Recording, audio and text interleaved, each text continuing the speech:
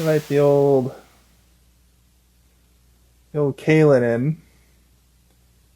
Let me get him on in here. Did that invite send? There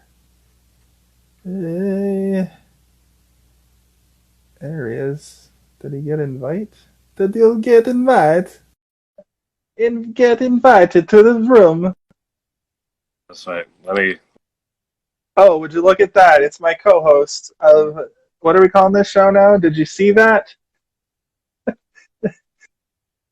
Did you? What are we calling it? Hey, did you see this one? Hey, did you see this one?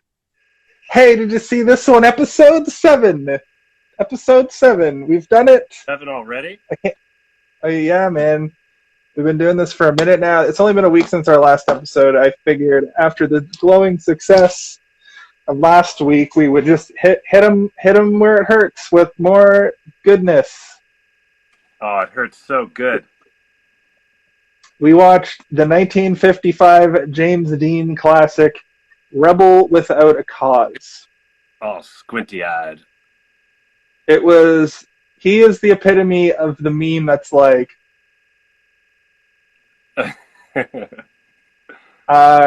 he James Dean is like freakishly good looking. Like he's like there's like handsome people, you know, and then he goes to like Good keeps looking. going to like kind of weird looking handsome. His voice is fucking weird.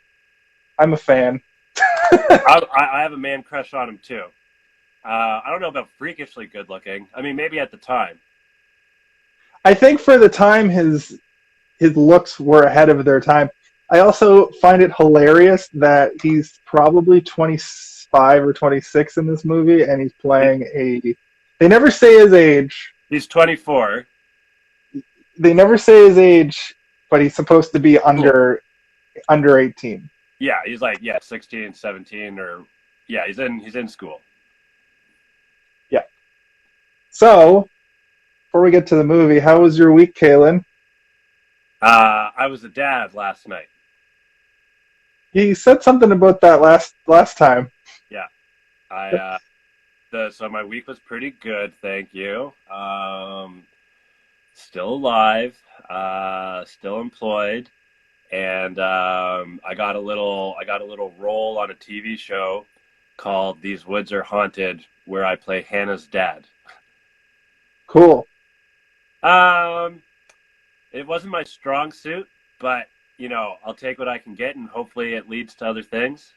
Where can we watch that show? When does it air? Is it a web series? Is it a I think it's a Discovery Channel show production or something. It'll probably be available in a few months, and you can definitely YouTube some of the episodes. It probably has its own website. I I really, I mean, even though I got a part in it, I really don't know that much about it. And then after checking out like one of the episodes on YouTube, it's not really my style of show that I would watch.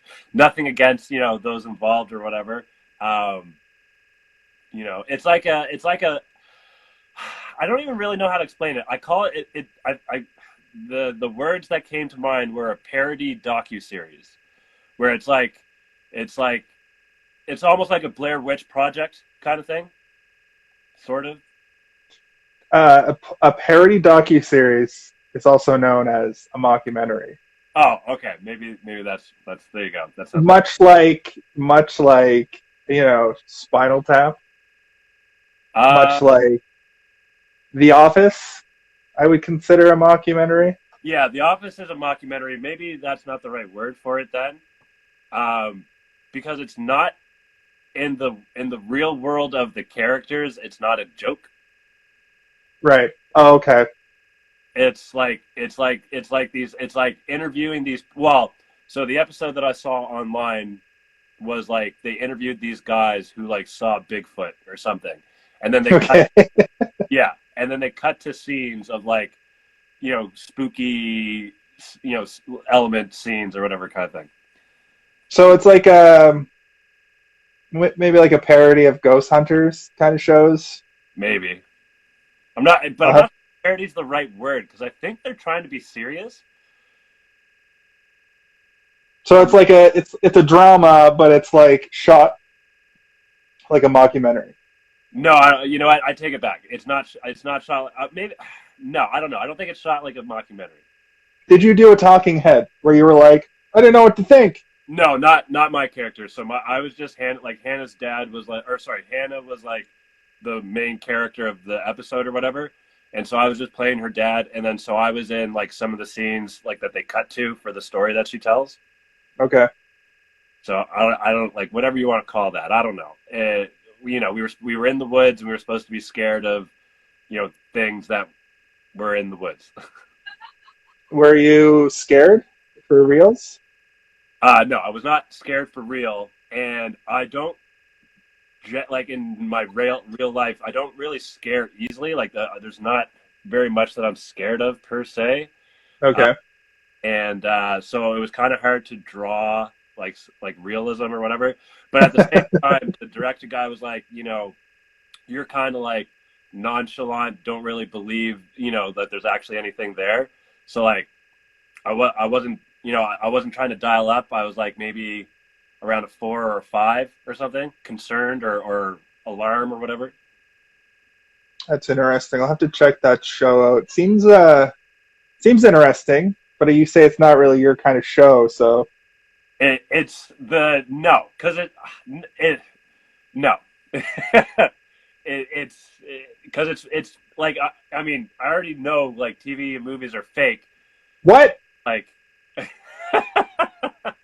Next thing you're gonna tell me is professional wrestling is fake. and it's a very beautiful dance. How was your week, sir? I had a lovely week of work. We recorded the season finale of Blossom Buddies on Wednesday. I went for a nice long walk last night and got stoned up in the old ravine. You got stoned? What? You got stoned? Yeah, I got stoned in the ravine. We have a ravine pretty close by. Stoned? Yeah, so in the summertime I walk in there. What? Yeah. I walk through there and smoke a little of that legal ganj, and it's nice. It was just the same. It's you guys are feeling it now in Halifax. We've been in the perpetual lockdown for quite some time, so I've been living that Groundhog Day pretty much all winter. And now that it's warmed up, I can get out. I can get out onto the old streets and pound the pavement and fuck around a bit. But it's been 15 months of just like my apartment, basically. We had a barbecue today. That was cool. For what did you do today? We had a barbecue today. Nice. Steak, chicken, Yeah, steak. skewers. Steak, chorizo. Made a chorizo sausage. Some garlic and onion potatoes. Very nice. Very nice. So let's talk about Rebel Without a Cause, directed by Nicholas Ray, based on a play, as it appears to say at the beginning of the movie. I did some research on this movie.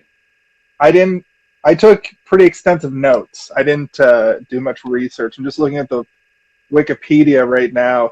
I thought this, compared to movies of today, yeah, this wasn't too much different.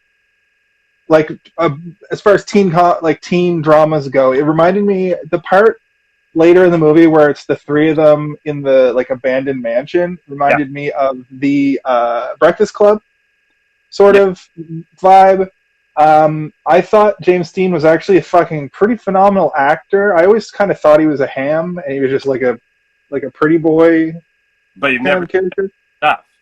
But I've never seen anything. And I didn't know that this was this movie. I thought this was doesn't he do like a biker movie at one point?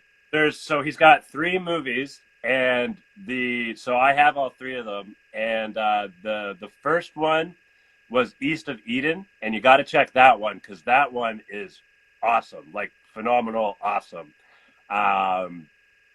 Just kind of like another kind of like teen drama kind of thing or whatever. This was the second one.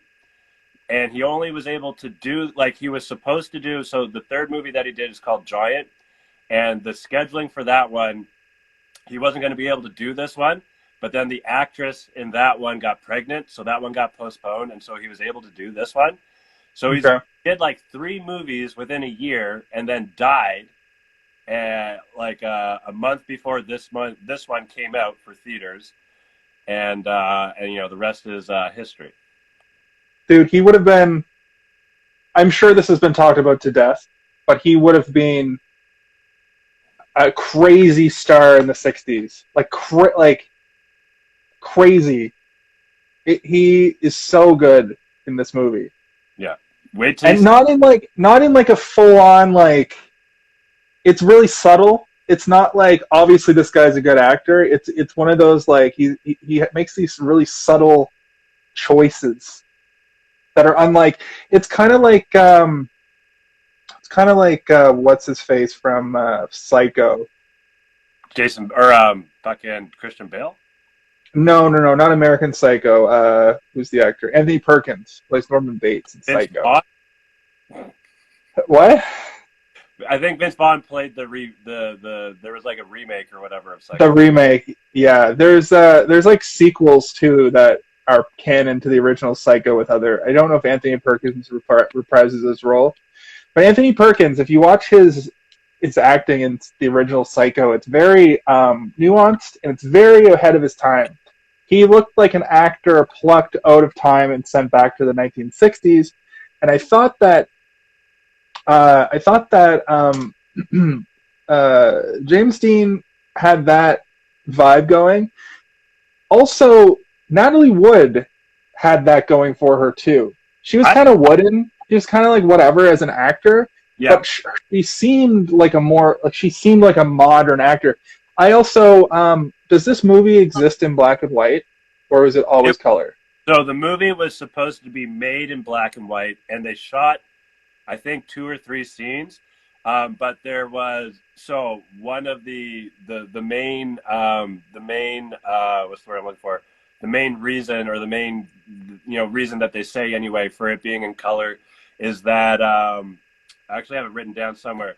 What's it called? Panoscope or whatever it's called? It's panorama or panoscope. Yeah, it's not Technicolor. Cinescope. It's Technicolor. Cinescope. So Cinescope has a clause or whatever in its contract that if you use their film, you have to shoot in color. So okay. there was 1 or 2 other rumors about the reason for it, but that's like the official reason is that it was like they were contractually obligated to do it, and then because I guess originally he was wearing like, not that you could tell in black and white, but because originally his jacket was like a brown suede or leather or something like that. But then they had to do it in color, and then you get the infamous red to pop They out. punched it up. Yeah, they punched it up into red because that red is very vibrant. Oh yeah. Yeah. And then all the kids were wearing them. And it's iconic at this point as well. Yeah, exactly. Yeah. Because I picture like the cover of Rebel Without a Cause where he's standing pointing with like the cigarette in his hand. Yeah. Doing this with his hand. That's what when I think of James Dean, I think of that. Yeah. I also picture him riding a motorcycle in black and white. His personal life, he was he got into racing or whatever. That's how he died, right? Well, so he died cruising. I'm pretty sure the story was he left. I'm pretty sure he was just wrapping up on the movie Giant, and he was speeding down the highway to go to a race, I think it was, and someone turned left when they shouldn't. Well, as the story goes, they turn left when person going straight gets the right of way or whatever, right? And then to be fair, it was the 1950s and there were no traffic laws. Oh, that could be the case too. Yeah, it's weird how like things in the past, because you're just thinking about it, so it's like you're living now, and so you just kind of associate everything with now. Yeah. Seatbelts weren't invented until like the 70s. So, and I saw a video of Canadians being asked about it, and they were like, "You don't have to, I don't want to put a seatbelt on. I got a doctor's note." And it's the same thing as masks right now, Made seatbelts? Is that what you're talking about? Yeah. Nice. The same thing happened in Canada when seatbelts were rolled out when the laws started to come in. They're like, you can't make me do it. I'm not going to wear a seatbelt Just like because I'm not. masks. Yeah, exactly. You can't tell me what to do. Keep your laws off my body. That's not. No. That's a little different. But yeah, so Natalie Wood, I just wanted to finish my thought on her. She reminded me a lot of Mila Kunis. She's the one from that '70s show, right? Yeah, Why do you say that? just like she looked like her and kind of sounded like her. Don't look like her. Kinda, No. kind of sounded like her. Same, Jason. Like a 1950s version of Mila Kunis. Man, Mila played a 1970 person, like '70s girl, like her. That's true. Her. I don't see it. Okay, fair enough. Go on.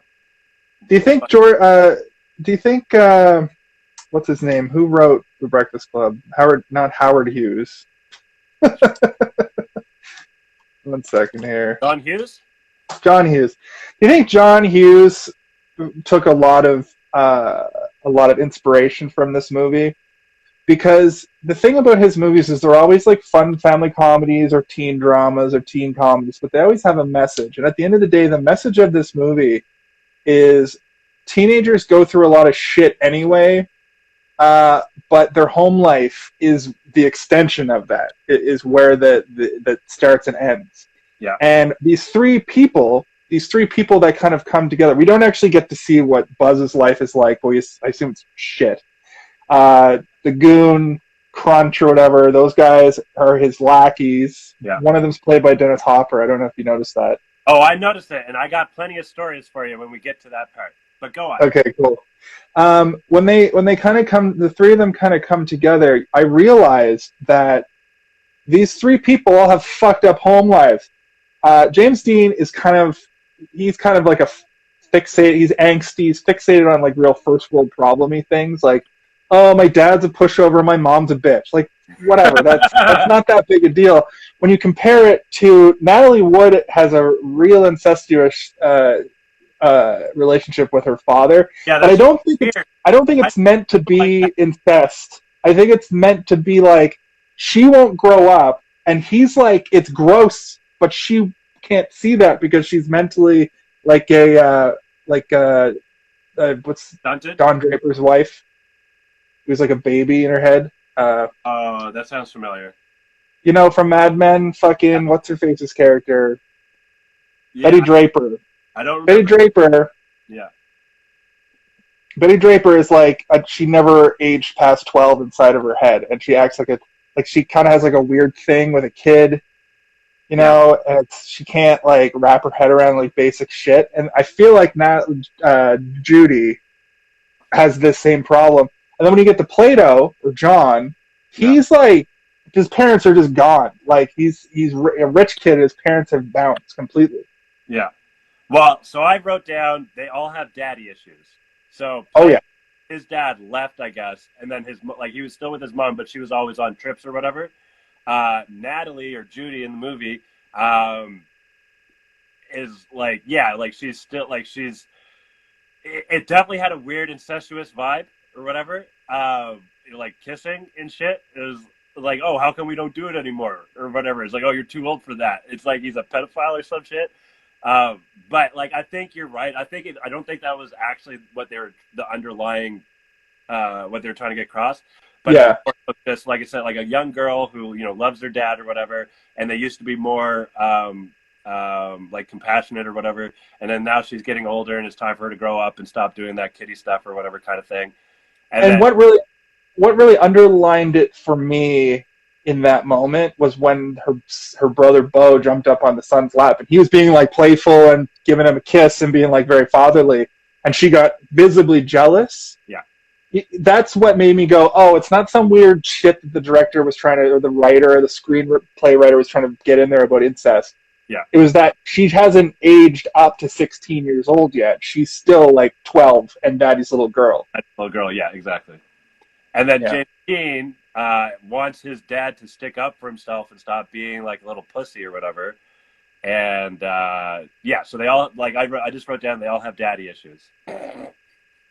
Hey, that works. I think that my problem with Jim's character, like, he's only angsty because he's 16. Like, that's the same Well, angst you know, I had when I was 16.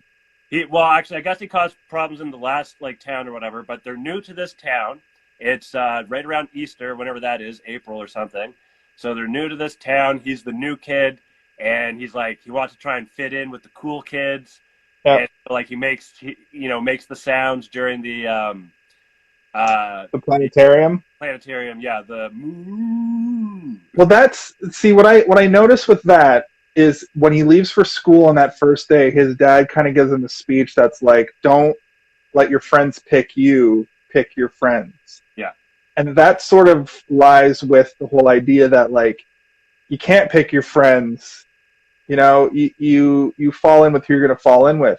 yeah. But before he actually starts to pursue that group of street toughs, so I kept referring to them in my notes. He that Plato finds him first. Plato finds him, and he fucking is like, yo, dude, stay away from them. They're bad news." Yeah. He literally meets the street toughs before Plato because he walks outside, and then he meets Judy, and then she goes with the boys. They drive off, Action. and they troll him. Yeah, there's like the world's first trolling. Yeah. It's that way. It's that way. It's that way. Yeah. But you can see it's all very playful, and that like weird knife fight is the like. Do you want to just like go through the movie? Okay. Let's start from the beginning. Then we'll go. Yeah. What kind of format do you want for this? Because there's Well, we have a half hour, so we've kind of jumped all over the place, but we haven't gotten into it. There's a lot of stuff that happens in each scene. This movie has a lot of content, and when you said let's do this movie, I was like, movies from the 1950s are 70 minutes, but this fucking movie is an hour and 50-minute runtime, and the credits are at the beginning, and then there's no real like end credits, just as the end, because the way movies were structured back then. I don't like to put credits over people's face or like over a scene or whatever. But there wasn't really a scene; it was just him wasted. He was like middle of the night, drunk, stumbling home and finds a little toy monkey to play with, and then the way that they bring it back, he tucks in the monkey with like the little like newspaper or whatever there. He tucks it in because he's like he almost has paternal instincts or whatever, right? Like he wants his father to stand up, but like and he wants a dad to look up to, but then and he also demonstrates like those paternal instincts as well for others. Yep. Like for Plato as well. Well, that's why Plato clings to him, because Plato doesn't have that figure. He even says to Judy at one point, he's like, me and him are best. He's my best friend. He's kind of like my dad figure. He doesn't say that, but he's like, I hope he takes me hunting and fishing this summer. Yeah. She's like, what are you talking about? You're 15 and we're 16. Like, that's like, what are you talking? What? And then he keeps going on, and then later, he even tucks him in. Yeah. In the mansion. Yeah. But just okay. So we've covered. We start with him drunk and passed out. The cops pick him up. Then we're in the movie. Yeah. John's there. Judy's there, and they're all there. So they've all been taken in for different reasons. John fucking is a psycho. Yeah. Has shot 2 puppies. Puppies. That's Plato. Great. Yeah. Also, when he's talking to the officer or whatever, he's like, I think he said, my friends call me Plato, or people call me Plato, or something like that. I forget how exactly he said. I'm like, who are you talking about? Like, you don't hang out with anyone. Who called? Like, you gave yourself a nickname. Yeah. Yeah. The only person you have is me, and I'm the housekeeper. Yeah. And it's the 50s, and I'm black. So I got my own shit to deal with right now, kids. Judy gets walking the streets, which made me laugh. Yeah, and they keep trying to be like, were you out there looking for a friend, looking for some company? And she's like, no, I just needed to get out of the house. My mom's being a bitch, and I want to bang my dad. That's not... We've already gone over why that's not what happened. But still, it's fun to joke about it. It's still fun. Incest is one of those rare bad jokes that still you can toe the line a bit. That probably won't happen. No, that's we're going to take away our incest jokes, but AIDS is almost funny. So You know what? AIDS is very helpful. yes, it's Jared, and he's got his AIDS with him. But yeah, so Okay. it starts off, he's drunk. They bring him to the cop station. That's where we meet our three main characters. Yep. I like when Jim is pulled into the office and he's humming Flight of the Valkyries while they're like trying to like explain to the cop that like it's fine. He just I used to go out and party when I was a kid. But the cop Ray, he's very straight laced and very chill about all of it, except The for cop he's was like, cool. yeah, I really like that he takes Jim, like, we'll get to it, but he takes Jim aside and he's like, you can come talk to me about any of this stuff. Yeah. Because the dad, he's not a reliable person. And then the mom is influenced clearly by, I assume, her mother. Grandmother. I assume the grandmother is her mother because there's like a hierarchy in that household. Yeah. That it's a trickle down. And we see that the next morning. Yeah. But just to finish out this scene, the cop, sorry, I lost my spot here. She also left, Judy left behind a little, by the end of it, I think it was a cigarette case. Oh, yeah, I'm not too sure what it was, yeah. I wrote it down as a wallet, but women didn't have wallets in the 50s, that's for sure. A locket? I thought it was a notebook. Yeah, but I think it was a cigarette holder. I thought it was a makeup thing. Oh, okay. We also get a full-on "You're Tearing Me Apart," which Tommy Wiseau would go on to famously Jack because he loved James Dean so much. Hell yeah. Now you can see why. Yeah, I can, but the context behind that now is like James Dean has 3 movies and Tommy Wiseau tried to make a whole film career out of that. It's insanity. We're going to have to do, maybe we don't do The Room, but we find something else Tommy Wiseau to do because I can't sit through that movie again. I still haven't watched it. I watched Disaster Artist, which was awesome. I haven't watched The Room yet. I feel like I want to watch it with someone. Do you know what I mean? Yeah. Not In that case, I'd be willing to watch it again.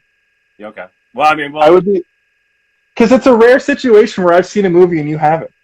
You never, like, you've seen every fucking movie that we talk about. So I'm the one that's getting an education from you. And when the one time that we were like, let's watch a movie neither of us had seen, it was like, it wasn't a disaster, but we were both bored. Yeah, it didn't work out the best.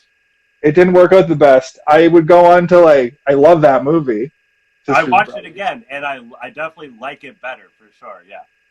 But in that era, we hadn't really gotten this figured out either. Like we hadn't really gotten it together to do this format. But yeah. So anyway, he yells, "You're tearing me apart," which was fucking incredible. This is where I noticed that he looks like he's 30 years old, playing 16 Why, years old. The wrinkles and shit? Yeah, he fucking has crow's feet. He's got one of these expression foreheads. Yeah. So then Ray takes him away from his parents into another room, and Jim fucking hauls off and takes a swing at the cop. The cop misses narrowly. No, not narrowly at all. He moved him. Yeah. He's like, if you're mad, hit this desk, punch this desk, give her. He punches the desk a bunch, then kind of chills out a bit, and that's when. I mean, I've cut back now, but that used to be my thing.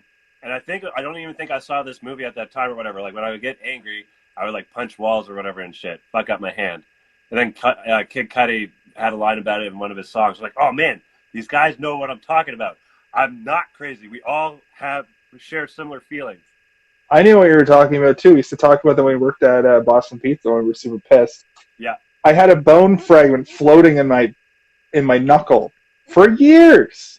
Because I would get pissed off after a shift, after a rush. Yeah. I would go outside and punch the hardest thing I could find because pain made the. Well, I've never really been like that. It was because pain made the rage go down a little bit. Because for some reason, pain is easier than mental pain. That's true. That's true. I used to go into the walk-in fridge and just punch holes in boxes too Yeah, yeah, when I was raging, yeah, which I assume you did as well because we had to go into the same walk-in. yeah.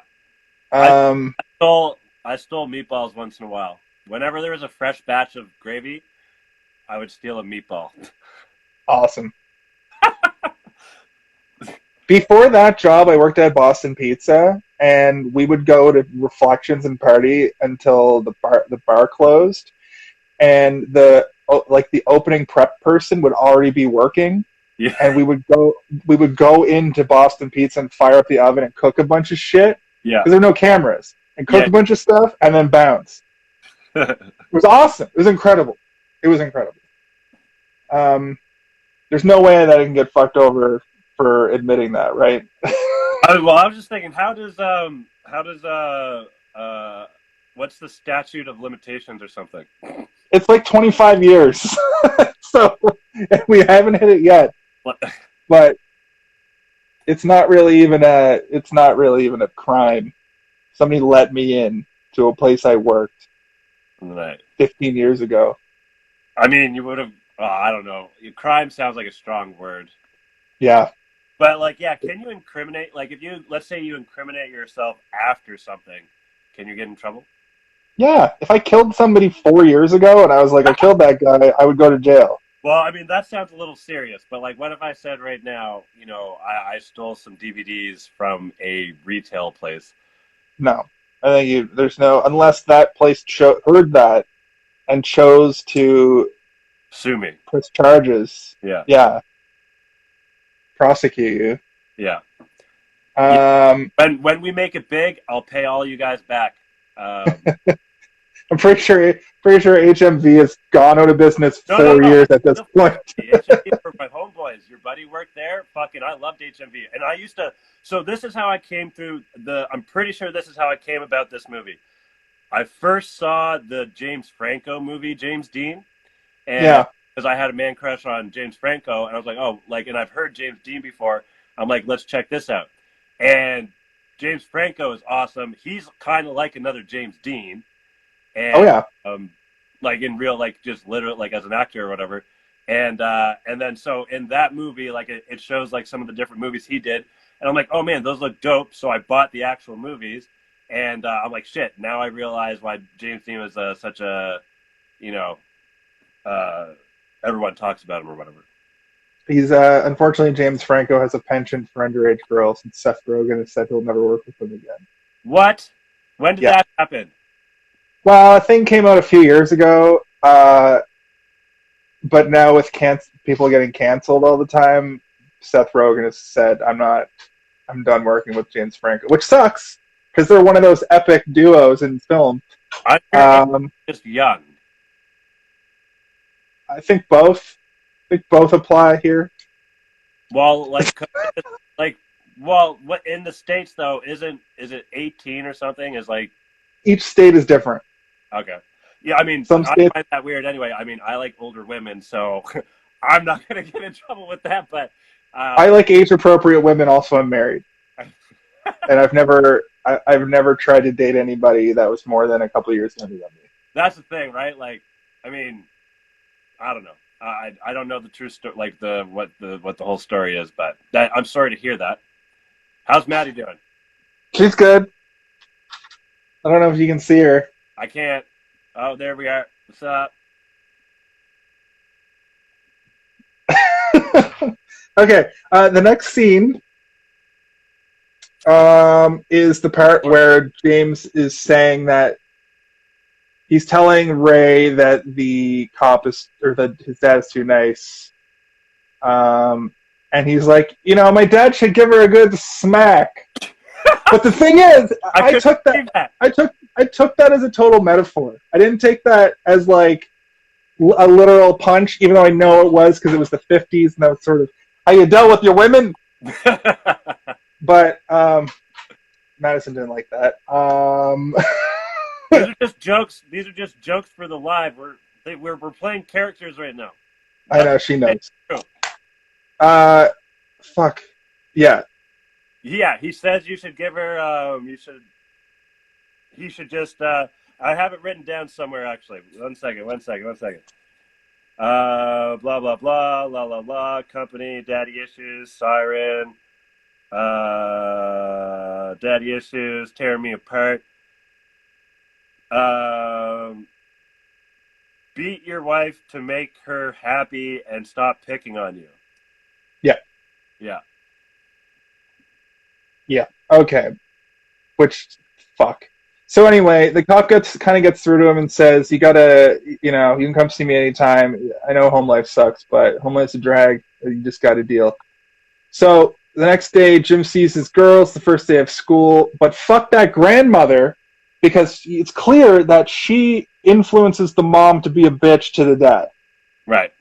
It's that old trope where the grandmother takes credit for things, is constantly correcting the mom, lives with them, and the dad is She might actually live with them.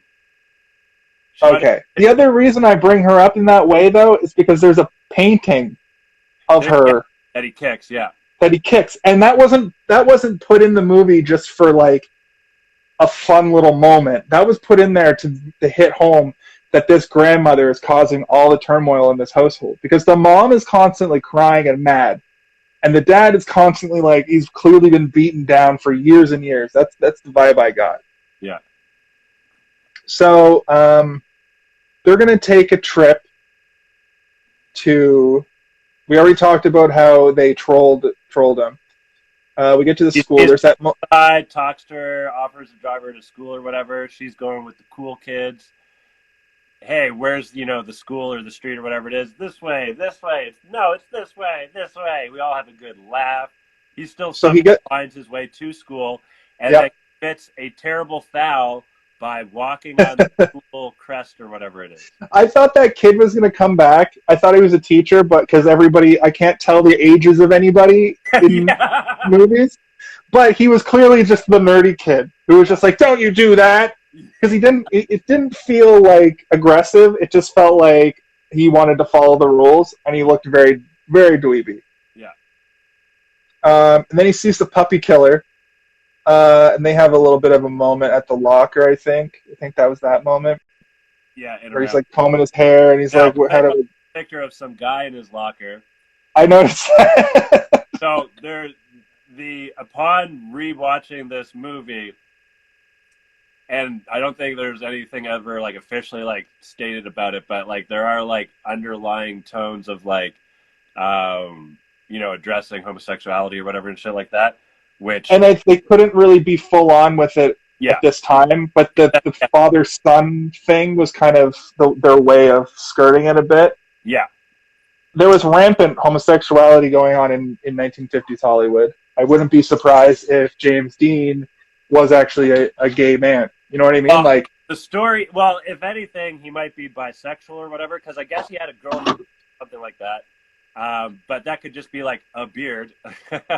Right. There's some stuff in the James Dean movie that addresses that, right? Maybe we should watch that fucking movie. I was going to mention it. It might. Maybe not right after this one though. But like, I'm definitely. I mean, and all the movies that I hope we watch and review. That'll be one of them. But no, apparently at the very least, he flirted with some executives or whatever to like get ahead in his career or whatever. Got to give some head to get ahead in Hollywood. Am I right? Exactly. There's a show on Netflix. I'm not sure it's still on there. I forget what it's called now, but it's called the Ryan Murphy show. I think it's called Hollywood. Yeah, it was actually good. Yeah. I watched the first 2 episodes before. The problem with Ryan Murphy is it always starts with a great idea, and then he gets so fucking weird. Like, I watched American Horror Story for many seasons, and the longer it goes on, the more they get to the weirdness early. In the first couple of seasons, it takes about the last act of the series to kind of get to the what are you talking about? Yeah. By the time you get to the new seasons of that show, it just gets weird immediately, and it's too like, I'm not gay, so there's some stuff that probably goes over my head or like it's not comfortable for me, and it's not educational. Yeah. It's just for people that are in the LGBT plus community. Yeah. I might be wrong. I might be biased. I think I don't know if that's ignorant to say. Well, no, you might you could be ignorant just in the sense that you don't know. Not ignorant is like, oh, you're a piece of shit for not knowing. You just yeah. So now we get to the planetarium sequence, which is basically the whole second act. They're making jokes. Yeah, they're in the planetarium scene. I want to say is probably the best special effect I've seen in a movie before, like 1970. Oh, what, the swirly thing? The swirly shit, the how it rises up and climaxes, and everybody's like kind of scared. Like, yeah. I bet in the 50s. I'll get to this more when we get to the chicken scene, but the chickie run. The chickie run. There was nothing to do. There was nothing to do. We have the internet now. We have video games. They had the drive-in and telephones and radio, and that's it. I think they had a hoop and a stick as well. I think they had a hoop and a stick. I think they had a can you could kick. Yeah. They had Pog. They had Pog in the 40s and 50s because it was milk caps. Yeah. So, there you go. But so Planetarium, the cool kids, there's two of the cool kids that make they crack a joke about the constellation or whatever. And then so, Jimmy, hearing this and wanting to try and, impress them, then he does the moo thing for that constellation or whatever it was that comes up. Taurus, yeah. And then that ticks off the cool kids. They're like, who the fuck is this guy? Yeah. And I always thought, though, Buzz was kind of into it. I think Buzz was like, he's the leader. He's got to keep up appearances. He might been a little bit he might feel a little bit intimidated by the new kid in town, who's also like a handsome, tough guy. Yeah, so he has to go out that much more. But it never felt like they don't gang beat him up what usually happens in a movie with the new kid coming to town. No, they immediately want to initiate him. Yeah. Into their gang. Yeah. And that's sort of what happens. So you think it's going to get real bad. Because remember at the cliff, he says, "I like you, man." It's like, well, why do you got to do this? Like, you got to do something. And that's exactly what I want to get to after we get to this. Yeah. So he goes outside. He's sitting with Plato. Plato's just like gushing at how much he wants to go party with this dude in this abandoned mansion. Jim's like, I don't know if that's my scene. Then the whole group, the two goons come. Dennis Hopper's name is literally Goon in this movie, which I thought was great. Or on that later. He looks a lot taller in this movie too. I don't know if it's he looked really tall. He looked like a good looking guy back in the day. Yeah, I agree. I noticed that as well. He was he's really clean cut. He could play a villain or a hero, I think. Yeah. But two of the goons come and see him, and they go back and tell the rest, and the whole group comes down, and they swarm around Jim's car and fucking stab the tire, which was a little bit extra. She just smashed a window or done something a little bit less in your face. Flat tire. Which one's more expensive? I feel like a window would be hard to replace. Yeah, I guess. I guess what happens too is Jim goes down the stairs. He's keeping it cool. He opens the trunk like he's gonna replace the tire. When they stabbed the tire, did you like how Jim exhaled as well? He was like that transition. I didn't notice that.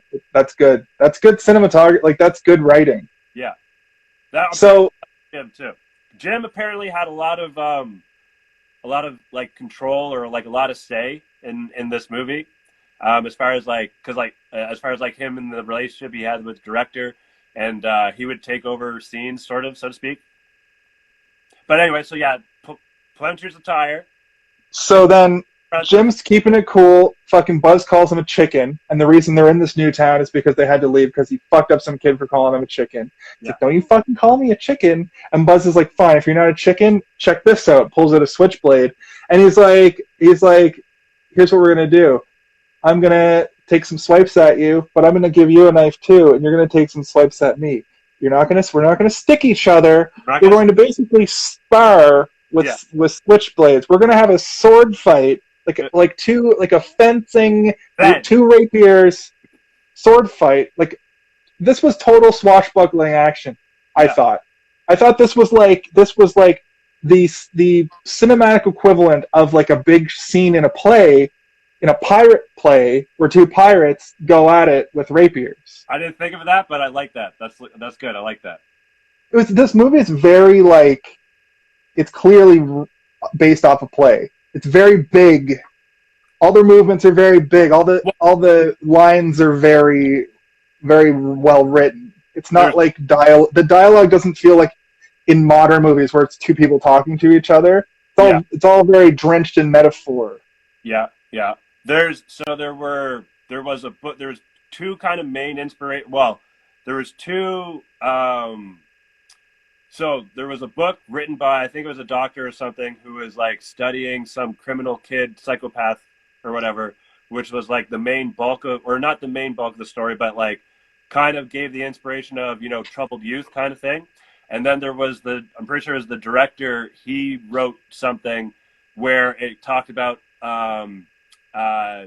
kids racing each other, and the first person to, move is the chicken or whatever. First person, like, turn out of the way. And then there's also a bit of inspiration almost from Romeo and Juliet with, like, the worlds kind of thing. And then a little bit of, like, a Peter Pan, like, Never Land, like, not wanting to grow up, or, like, just like the child innocence kind of thing.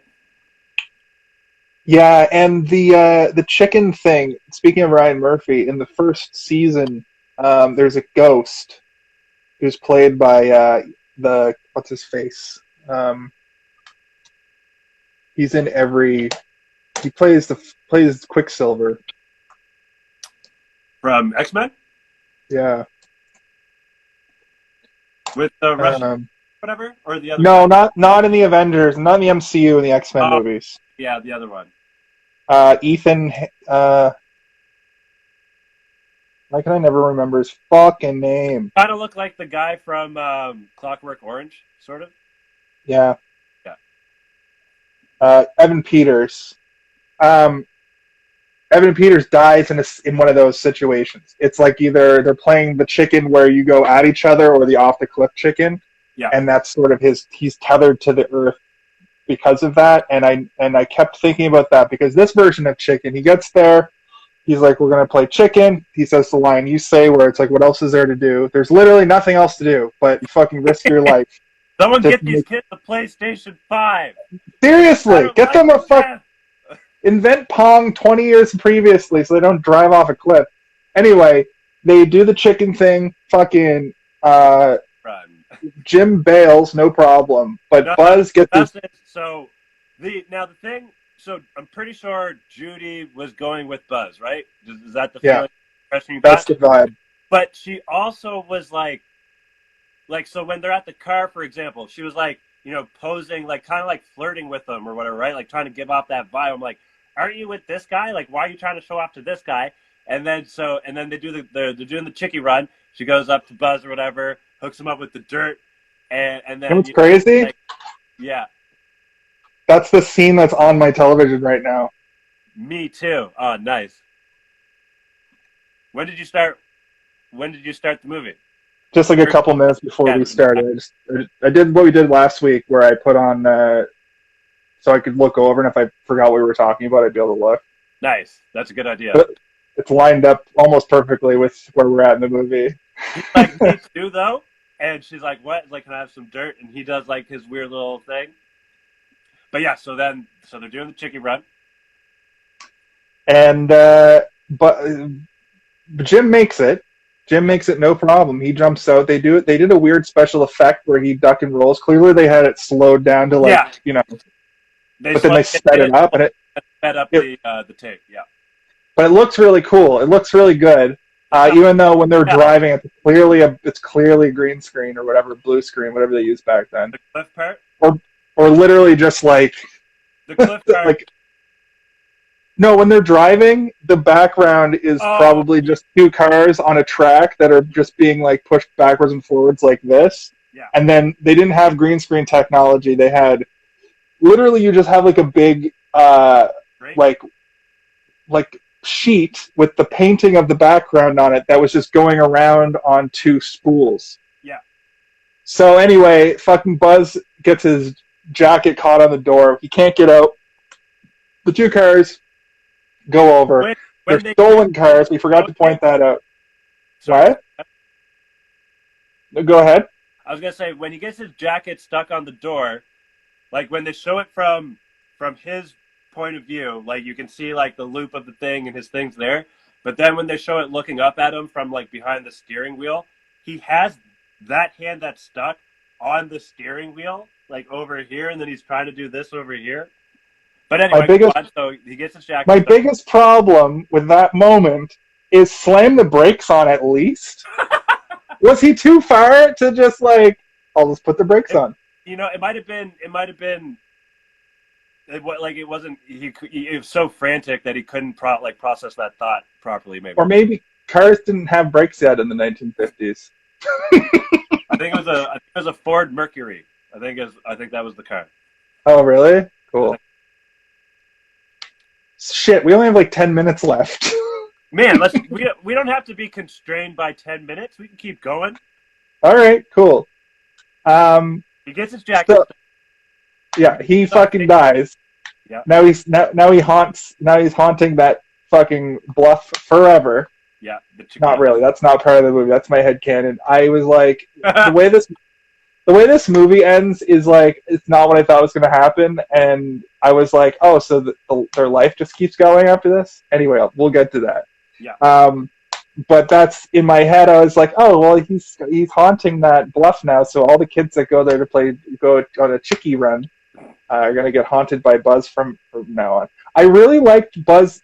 I really liked the way he looked. He played the most non-threatening leader of a pack character. While still like imposing, sort of. He was imposing and menacing, but also like I can see why he wanted to be bros with Jim. Yeah. It wasn't that bad. The stabby thing really wasn't that menacing. It was weird. It was definitely weird. But it plays into the whole like they're not going to. They have nothing better to do than risk it all for a girl. Well, it wasn't for a girl though. Kinda. I don't think. Well, it's for masculinity. Yeah, that's fine. Okay. Which is usually related to a girl. Yeah. Okay. I'll allow it. So, anyway, he fucking flips out. They drive home. He drops her off. I can see her swooning right now. She's like, oh yeah, baby. Jim and Plato are like, what are we gonna do? And Jim's just kind of like, I don't care. I don't have many feelings. I'm an antagonist from a Japanese role-playing game. Because what? When he gets home, he tells his parents what happens and that he wants to tell the cops. But his parents don't want him to go to the cops, which seemed like almost the opposite of what, parents do or whatever. Yeah, and I thought it was funny that he immediately just tells his parents everything. Yeah. He was just like, yeah, this is what happened, all this happened, and his mom is horrified, and his dad's like, well, I mean, let's just let's keep it on the down low and just let's not rock the boat too much. As you can see, I've married a nightmare person, and I want to just... Because we skipped over that scene, too, where Jim gets home before he goes back out, and I don't know why, just as an aside, Jim keeps... Every time he has, like, his emotional moments always come when he's standing in front of the fridge, slamming milk! Just slamming a fucking liter of milk. A glass. Anyway, a glass liter of milk. So it looks very non-homogenized. Like the fat is at the top. But he hears like a crash, and his dad is like bringing a whole meal to his mom. Yeah. He's wearing like wearing the apron, like the woman's apron. It's very bizarre. He's the most pussy whipped individual I think I've ever seen. Whatever, yeah. And he's like, you gotta do something. I don't like seeing my dad like this. This is fucking weird. Yeah. And he's like, oh, son. He's like, they joked that he dropped it, and then he's like, oh, I better pick it up before she sees it. And he's like, no, like, let her see Leave it. Yeah. Let her see it. And I like how when at the end of that scene when he's like trying to pick him up and he's trying to find the words, but he just can't think of them and walks off. I felt that felt really real and genuine. That usually in like movies these days there'd be a little bit more dialogue going there, but I like the way that they did that. Yeah, he just slammed the milk on the video that I'm watching in the background here. It's so weird. The movie. I like milk. I like milk. You know what? I've kind of I don't like. I mean, I never really drank milk on its own, but I definitely used to eat cereal a lot, and then you drink the milk at the end. People who never finish off their milk drive me insane. Like the bottoms is like the best part where all the good shit's at. Crazy people out there. I agree. But like, I don't really drink milk anymore. Sometimes I'll put some in my coffee, but like, I put a little bit of cream in my coffee, but I will drink a glass of milk. Sometimes, like Madison will have to buy it. All day with the chocolate milk. Regular milk, though, I can't. I don't see the enjoyment of having a glass of regular milk. It's hard to explain. Thick, gross. Yeah, I like it. Chocolate. Sometimes Madison has to buy regular milk for like a recipe, but she's not going to use the whole shit. Yeah. Recently, she bought a 2-liter of non-homogenized milk, and I've been drinking it like a fucking weirdo. No, so maybe that's on me. I learned it from watching my dad. My dad loves a glass of milk. My grandfather, both of my alive grandfather and my deceased grandfather both loved a glass of milk. Interesting. You know? She bought 2 liters. Did she need 1.5 liters for her? No, she needed like a cup. But they don't sell non-homogenized milk in like a 1 liter here. Oh, gotcha. Okay, yeah. At least it's COVID time, so I don't go to the grocery store. I just go to the shop, like the closed shoppers. Why don't on my block? So just because it's closer, I guess, or because it's closer and grocery stores fucking blake me out right now. Why? What's the difference between that and the place you go? Because it's more. There's more people at the grocery store. It's bigger. Doesn't your whole neighborhood or whatever go to that store? No, the Shoppers is usually pretty dead. Okay, fine. I'm telling you, I don't know what it is. One of these days, every time we'll do a live together. Hold my hand and walk me through the fucking grocery store. So, Jimmy goes to tell the cops, basically. I think. Well, before that, Judy goes home and she's all distraught and she's messed up. And then we already went through the part where he tells his folks about everything. Yeah. She kisses, or no, never mind. Yeah, the mom won't even hear it. Was something I wrote down that I'm noticing now. She doesn't even she won't even register what he's telling her because she's so oblivious. The reason too is did you notice how she's like, I was going to take a sleeping pill, but you weren't home yet. She's clearly all zooted. Yeah. You know, he takes pills to get up in the morning and go to bed at night. There's a lot of stuff in this movie that's really like modern storytelling, like modern filmmaking. I feel like you enjoyed this movie and it makes me happy. I liked it a lot, okay? I expected to be bored. I thought it was going to be in black and white. And I'm fine with that for short movies. They wanted to. They were going to make it a gritty B movie. Dude, this movie is blockbuster written all over it. They could re-release it right now and it would still hold up. It holds up very well. It's just some of the some of the language doesn't. Yeah, there is a part where they call someone a poopy head or a poop head or something. Poop head, yeah. Yeah. I wrote down takes piece of cake. I don't remember what part that is, but I think Jimmy was pissed off, but was still. I think that's what happened. I just wrote down takes piece of cake, but my guess is Jimmy was pissed off, but he still cut himself a piece of cake. Oh yeah, cake before leaving to go tell the cops or something. Yeah. So he goes to the police station. The goons see him enter. He just wanted to go in there and talk to Roy, but Roy wasn't there. We don't ever really find out why he was going to the police station. He wanted. I think he was going to because the copper told him if ever you need to talk to me. Or yeah. But that's as far as that thought went with me. I thought he was just going to go ask for advice, but asking for advice would have to mean that he would have to tell the cop what happened. Potentially. He could potentially. he could probably talk around it if he spoke in generals.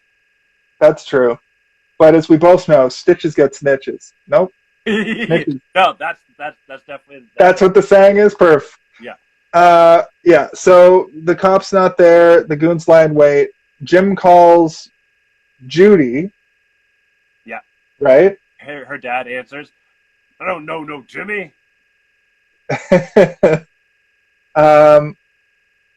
So then he goes to see Judy, and the fucked up they kind of like figure out they like each other, and they talk about being kids, and they talk about how fucked up this all is. Yeah. The big thing that I noticed that was written into this movie that kind of blew my mind was Buzz had put a dedicated song on the radio. He had dedicated a song to Jim, and it comes on the radio, and it was like, this is a song dedicated to Jim from Buzz. I don't remember that. You didn't catch that? You know, he turned off the radio like, what the fuck? What was the... It was big band music. It was big band music at the time. But yeah, that... Called the radio to dedicate a song to Jim. Yeah. Before he died. Right before he died, they were probably going to be in the same situation he was with Judy, them chilling and having a good time after. So this is probably only an hour later at this point, or an hour and a half later. However long it would take. It seems like a small town. Yeah. Also, the space between the planetarium and that mansion goes from like, it looks like pretty far away and in one direction to being like literally next door in another direction. Yeah. But whatever. Movie magic. Movie magic. Oh yeah, he fucking like tries to strangle his dad too. I love during that last scene. That's definitely the standout scene. He's like, stand up for yourself or I'll fucking kill you. So, yeah.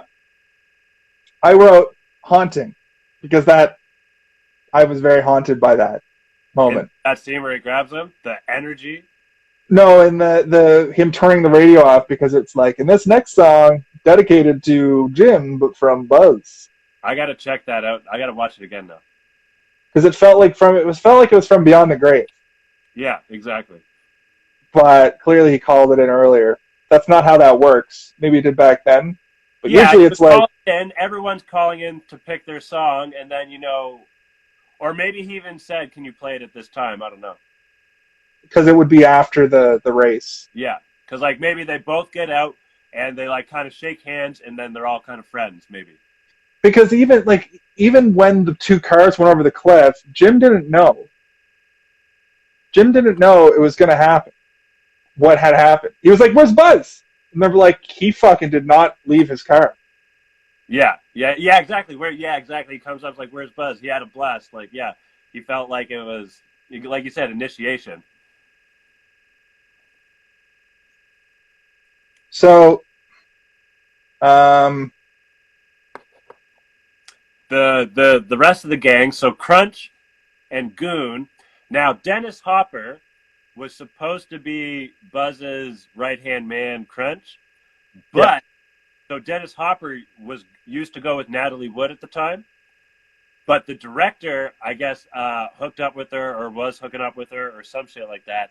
And Dennis Hopper caught them and got pissed, and I guess challenged them to a fight. And the director's like, fuck you, you're fired.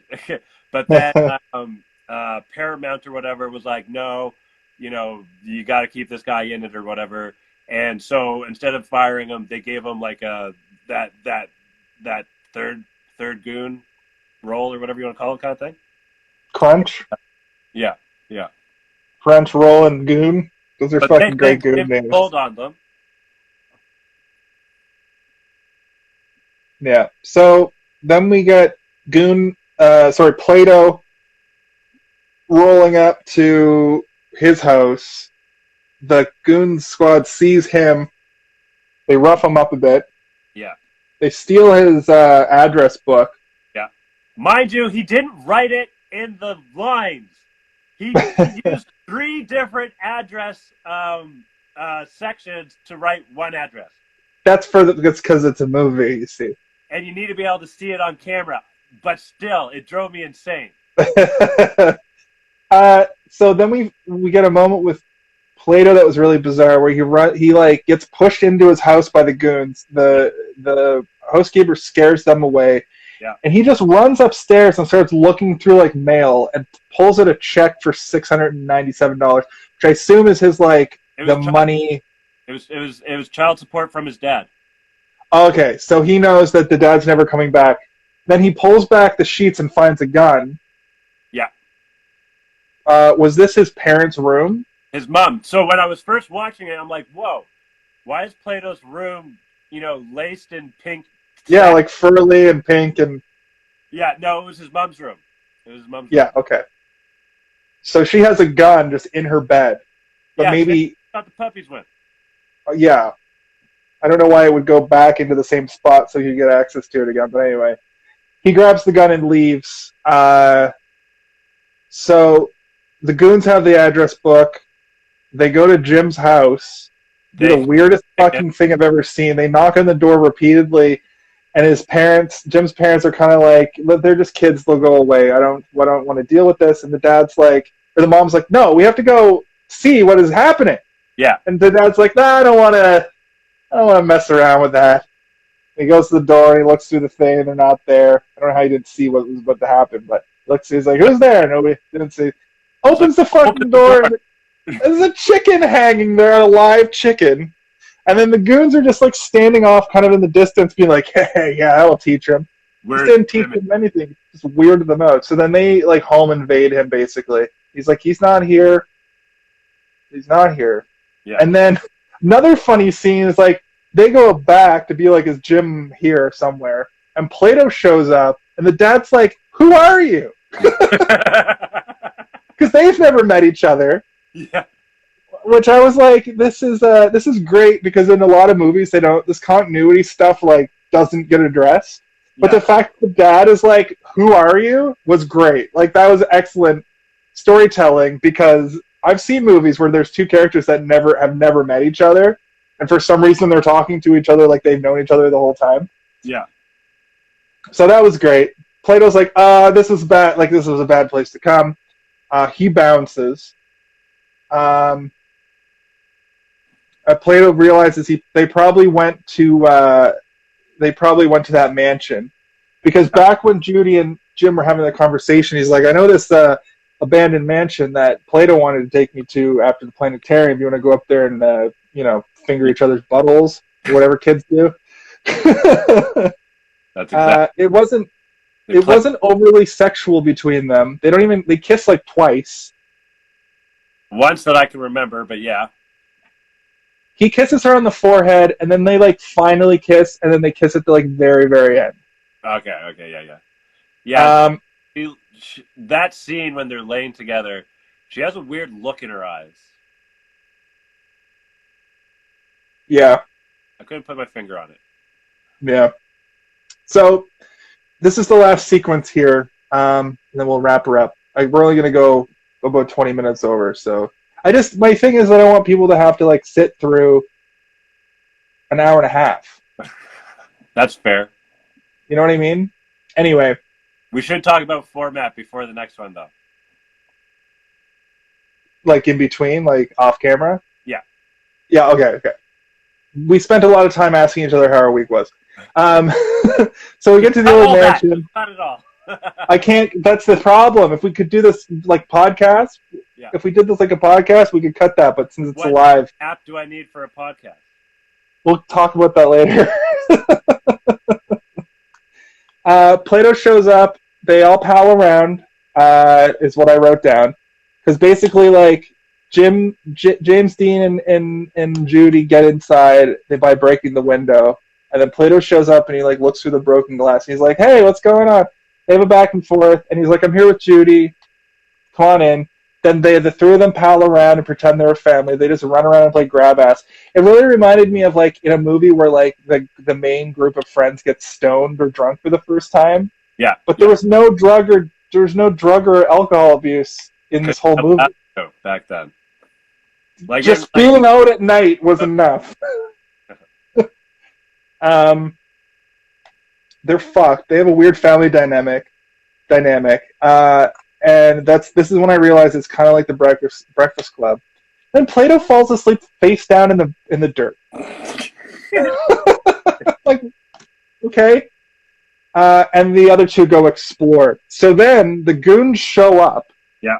They go in, they see what's going on, they find Plato. Yeah. Plato manages to get stuck in the pool, like backed into the pool, the empty pool that they were paddling around in a minute ago. Whips and then like tube of some sort, like a hose. Yeah, he pulls out a hose and he's like fending them off with a hose. Now, everybody who is supposed to be 16 in this movie, except for Plato, looks like they're 25. Plato actually looks like a kid. Well, Natalie was 16. I don't remember how old the actor for Plato was. He looked 14. Yeah. So they chase each other around. Then he somehow escapes and he hides with the gun. He's got the gun. He hides with the gun. Yeah. Then we see the police are in the area. They see that there's been a break-in at this place, and the goons keep searching. And Plato's fucking wigged out. He's losing it, and he shoots one of the goons. The goon's coming down the stairs. He fucking shoots him. I think it was Crisp or Crunch or whatever the fuck. And then he takes a shot at Jim, who's like heard the commotion, comes around a corner, gets shot at, misses, luckily. And then that's when the cops actually show up. Jim sees the cops, and he tries to get the fuck out of there. Yeah. And Jim and Judy are trying to like escape in the bushes and trying to like get away from there. But then Jim realizes like Plato just wants a family. So I'm the only person that can talk to him right now. So it all comes to a head when they all run to the Planetarium, which, like I said, is like, is it 1 mile away or is it 10 feet away? Because it made it like there was some real continuity error there. Yeah, but it's fine. They could have the house could have been closer than it seemed, and they could have just like run, like if the house was here, like out here, and the Planetarium. No, that doesn't make any sense. Anyway, they could have run around, and it could have been closer that way. That's the only way it made sense in my head. That Planetarium, though, it's a very famous planetarium. It's in Grand Theft Auto 5. Yeah. It still exists to this day in Los Angeles. It's really very cool looking. I didn't know it was a planetarium until this movie. I don't know if it was just that at one point and it's been other things or what. Yeah.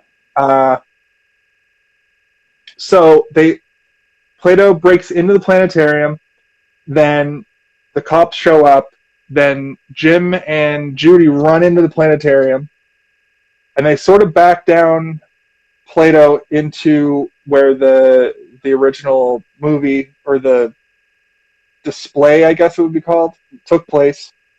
And Plato kind of won't come out of his hiding space. And Jim's like, look, bud, you got to come out. I can't talk to you if you're hiding. And he coaxes the gun away from him. He's just, let me hold it for a second. Let me hold it. Let me take a look. And he fucking gets the clip out and stashes the clip. Yeah, which was excellent. He kind of does that thing where he like hands him the gun, but like when Plato goes to grab it, he just like conversationally doesn't hand it to him a little bit. And I thought there was going to be a whole thing where there was still a bullet in the chamber. Yeah, that's not what happened. Yeah. Did you think that too? Because that's the only reason I thought that they were doing this moment. I had a thought that there might have still been one in the chamber. Yeah. But I guess not, because what ends up happening is Jim runs out. Because Plato's like, it's too bright. They're shining lights in here. I'm freaked out. Yep. Jim's trying to be like, they're your friends. They just want to help you. And Jim goes out. He's turn off the lights. Goes back. Gets Plato to the door. And they see the glint of the gun. Because Plato's holding it against his chest still. And Jim's trying to be like, I have the clip. Like, it's all good. And Jim runs out or walks out slowly with his hands above his head. And I was like, he's wearing a white shirt. Cinematically, I was like, fucking Jim's dead. And I thought, even wrote in here, I was like, I can't tell if Jim is going to get shot or if Plato is going to get shot. They were both supposed to get shot. Oh, really? Yeah, there was a different ending written. Oh, crazy. Because what does happen, is Plato runs out with the gun in his hand, and the cops are cops, so they fucking shoot him. Yeah. And kill him instantly. Hey, just like today. Yeah. Oh yeah, that's my cousin. New Jack, the professional wrestler New Jack, passed away today. He was a piece of shit, so he won't be missed. Rest in power.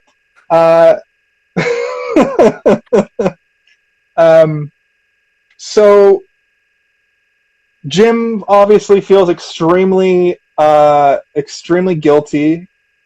There was no communication, but it was a really tense situation. I wouldn't have been surprised if all three of them got shot.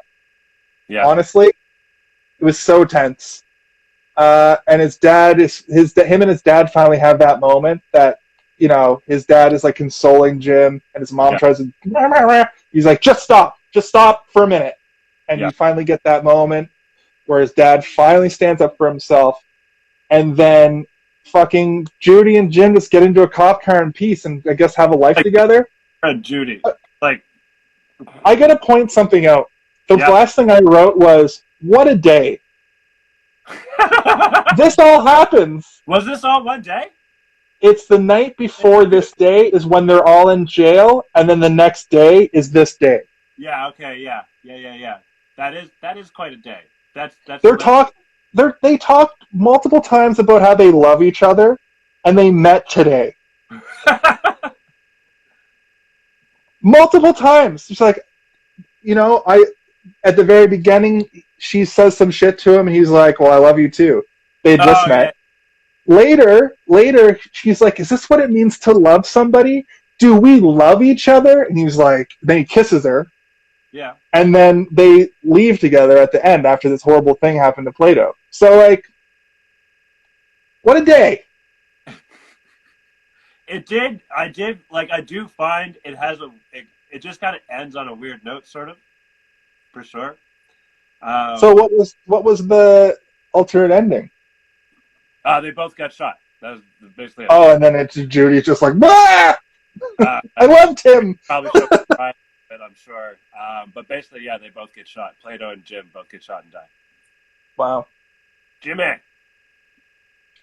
So that's Rebel Without a Cause, Kailyn. I'd say we got a couple minutes here to kind of wrap up and talk about our feelings. Let me do a quick speed round. Okay. Okay.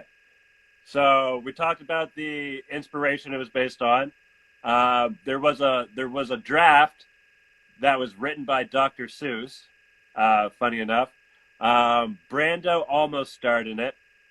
I thought Buzz was Brando when I first saw him, but then obviously it isn't him. But he almost starred. Almost starred in it as Jimmy.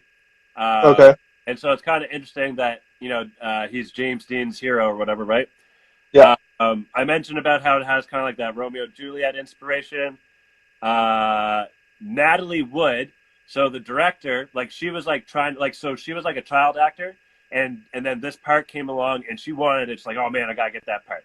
And the director's like, oh, you're too sweet, you're too Beanie Bopper, you're not, this isn't you or whatever.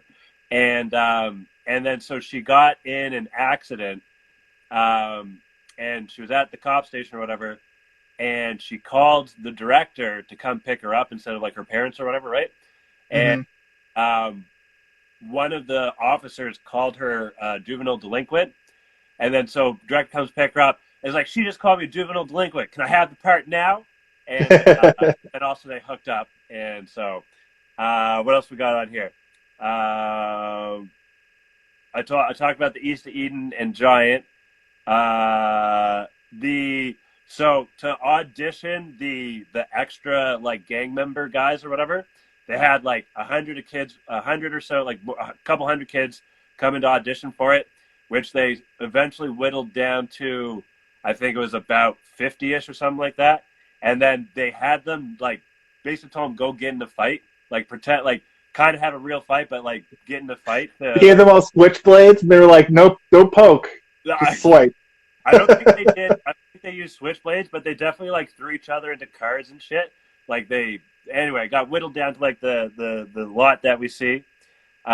We talked about how it started out as black and white, but then CinemaScope had their clause or whatever in the contract has to be in color.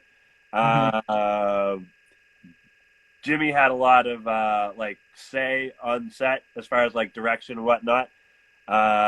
We talked about Dennis Hopper and Natalie Wood getting it on. We talked about when they had the switchblade fight, they were real, and Jimmy got cut on one of the takes or whatever, and then so the director saw that he was bleeding and called cut, and then fucking Jimmy got pissed and was like, "Don't fucking ever say cut. I'll tell you when to cut. I wanted to use that to make it real or whatever kind of thing or whatever, blah blah blah." Right. Mm-hmm. The original opening for it, some guy, like not anyone specific to any of the characters, but like some dad or something, was walking home at night with some like Easter gifts, and he gets attacked by some gang kids or whatever. And so the stuff that Jimmy's playing with is the shit that he dropped. And then we talked about the ending. They were both supposed to die. T-shirt sales scored. The abandoned house, the lady who owned it, the pool she basically got for free for like letting people film there or some shit like that. Okay. There was a nuclear explosion the night of the Chickie race, not too far away from where they were. Crazy. And then Tommy Wiseau loved the movie. He's his favorite shit. He based his whole career around it. So that's my speed run. I loved it. That was a great speed round. I would give that movie solid 3.5. I don't want to cop out and feel like I do that to every movie, but I'll say 3.8.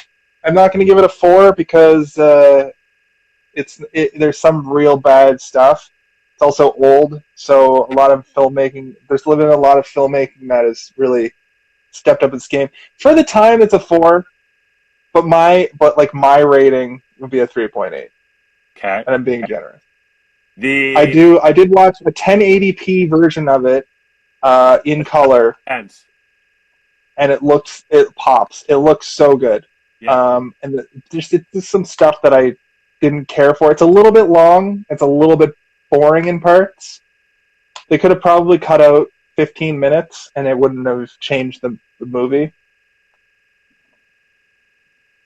Yeah, I liked it a lot. Thank you for the recommendation. Oh yeah. I'm drawn to the troubled teen or whatever, like trying to find their place in life or whatever and shit like that, and so it definitely speaks to me on that level. It is I guess you could say dated, but definitely for its time, like I might even put it a little bit higher than a 4.